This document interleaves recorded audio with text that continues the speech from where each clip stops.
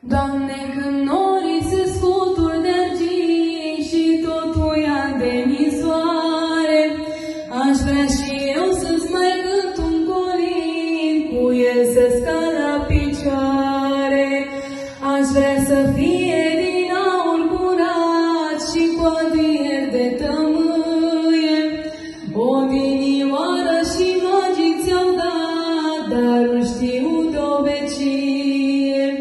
Vino, Iisuse, în inima mea, ca într-o iesle săracă, și încălzește-o cu dragostea ta, templu curat să se facă.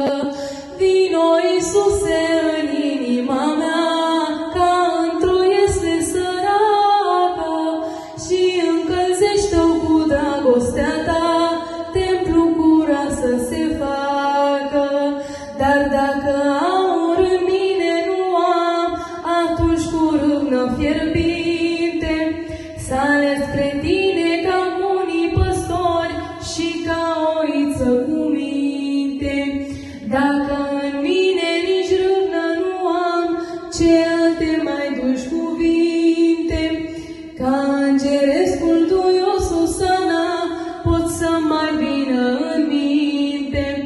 Vino, Iisuse, în inima mea, ca într-o iesle săracă, și încălzește-o cu dragostea ta, templu curat să se facă.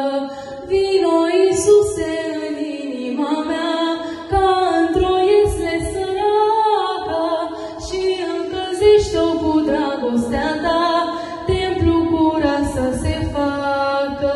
În fire de paie, săracul meu gând, ca alte paie 1000, măcar cu ele să-ți faci așternut, prun coborât din vecie. Dar și sărac eu doar ție mă închin, chiar de n-am darul să-ți plac.